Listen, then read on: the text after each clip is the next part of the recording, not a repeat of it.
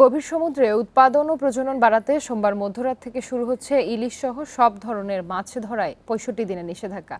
উপকূলীয় এলাকার জেলেদের দাবি, তারা নিষেধাজ্ঞা মানলেও দেশের জলসীমায় ঢুকে মাছ ধরে নিয়ে যায় প্রতিবেশী জেলেরা। এতে নিষেধাজ্ঞা তুলে নেয়ার পর কাঙ্ক্ষিত মাছ না পাওয়ায় জীবিকা উপার্জন হয় না তাদের। সরকারের দেয়া প্রণোদনাও বাড়ানোর দাবি জেলেদের।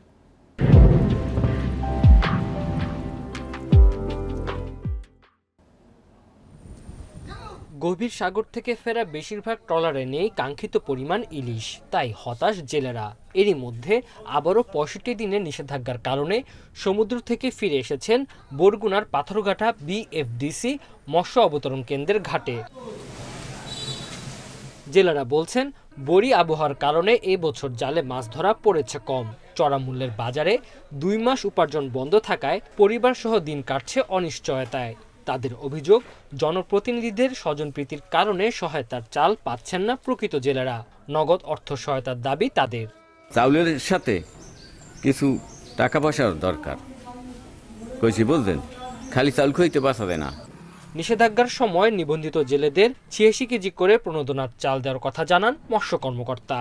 এই সময়ে সমুদ্রগামী যে জেলে ভাইয়েরা আছেন, আমাদের বরগুনা জেলেদের সংখ্যা ২৭,২৫০ জন। তাদের প্রত্যেকেই আমরা ৮৬ কেজি করে চাল সাহায্য দিব, যাতে তারা এই নিষিদ্ধকালীন সময়ে সার্ভাইভ করতে পারে। দীর্ঘদিন ধরে বৃষ্টির দেখা নেই উপকূলীয় এলাকা কুয়াকাটায়। জেলেদের অভিযোগ, প্রতিবেশী দেশের জেলেদের মাছ ধরা অব্যাহত থাকায় সমুদ্র থেকে খালি হাতে ফিরতে হচ্ছে তাদের। ভারতালারা মাছ অনেক ধরে নিয়ে যায়, আমরা পরবর্তী নামে আমরা মাছ পাই না। ভারতের লাগে এই অবরোধটা আমাকে মিলিয়ে দেয়, তা আমরা একটু বাঁচতে পারবো। এই বিষয়ে নৌবাহিনী ও কোস্টগার্ডের সাথে সমন্বয়ের মাধ্যমে কাজ করছে মৎস্য বিভাগ। কোস্টগার্ড প্লাস নৌ পুলিশ এবং আমাদের যে বানৌজা শেরেবাংলা ঘাঁটি নৌবাহিনীর সাথেও আমাদের কথা হয়েছে। তারা আমাদেরকে আশ্বস্ত করছে যে তাদের টহল বঙ্গোপসাগরে তাদের টহল বজায় থাকবে। তো আশা করতেছি যে আমাদের এই টহল কার্যক্রম বজায় থাকার মাধ্যমে পার্শ্ববর্তী দেশের জেলেরা এখানে মাছ ধরতে পারবে না। নোয়াখালীতে ৬৫ দিন সব ধরনের মাছ ধরা বন্ধ রাখতে মৎস্যজীবীদের প্রণোদনা সহ নানা পদক্ষেপ নিয়েছে প্রশাসন। Tanzil Hasnat, independent news. এ নিয়ে আরো জানাতে কুয়াকাটা থেকে যুক্ত হচ্ছেন সহকর্মী ফরিদ উদ্দিন আক্তার। ফরিদ, বাংলাদেশের জেলেরা মাছ ধরা বন্ধ রাখলেও প্রতিবেশী দেশের জেলেদের মাছ ধরার অভিযোগ কিন্তু আছে। এই অবস্থায় নিষেধাজ্ঞার সুফল পাওয়া যাবে কিনা, আর এ বিষয়ে মৎস্য বিভাগের কি ব্যাখ্যা রয়েছে?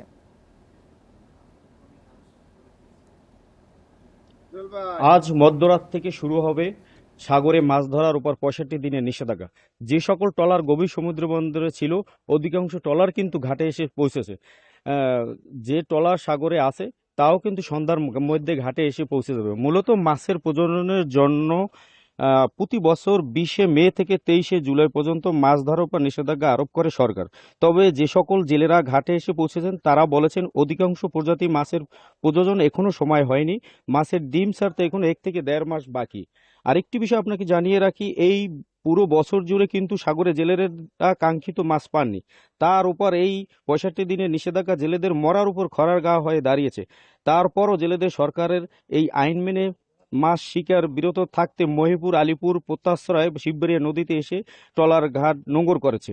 জেলেরা প্রতি বছর আমাদের কাছে দাবি জানিয়েছেন এই নিষেধাজ্ঞার সময় পার্শ্ববর্তী দেশের জেলেরা বাংলাদেশের জল সীমা অনুপ্রবেশ করে মাছ শিকার করে নিয়ে যায়, যার পরিপ্রেক্ষিতে এই ৬৫ দিনের পরও মাছ শিকার করতে গিয়ে অনেকটা খালি হাতে ফেরেন জেলেরা। তাই তারা এই অবরোধের সময় সাগরে প্রশাসনের টহল বাড়ানোর দাবি জানিয়েছেন। আরেকটি বিষয় আপনাকে জানিয়ে রাখি, পটুয়াখালীর কলাপাড়া উপজেলায় ১৮,৩০৫ জন জেলে রয়েছেন। সকল জেলেই প্রত্যেককে সরকারি প্রণোদনা হিসাবে ৮৬ কেজি করে চাল দেওয়া হয়। তবে জেলেরা বলেছেন ৮৬ কেজি অপ্রতুল্য। তারা এই প্রণোদনার পরিমাণ বাড়ানোর দাবি জানিয়েছেন। জেলেদের দাবির বিষয়ে আমার সাথে কথা হয়েছে উপজেলা সিনিয়র মৎস্য কর্মকর্তা অপু সাহার সাথে। তিনি যেটা জানিয়েছেন, জেলেদের দাবিগুলো ঊর্ধ্বতন কর্তৃপক্ষকে অবহিত করেছেন। জেলেদের সমস্যা সমাধানে কাজ করছে মৎস্য বিভাগ। এছাড়া এই ৬৫ দিনের অবরোধ শতভাগ সফল করার জন্য তারা সকল ধরনের প্রস্তুতি নিয়ে রেখেছেন। এই ছিল আমার কাছে মহিপুর বন্দর মৎস্য বন্দর থেকে সর্বশেষ। কুয়াকাটা থেকে মাছ ধরা নিষেধাজ্ঞার বিষয়ে জানাচ্ছিলেন সহকর্মী ফরিদ উদ্দিন আক্তার।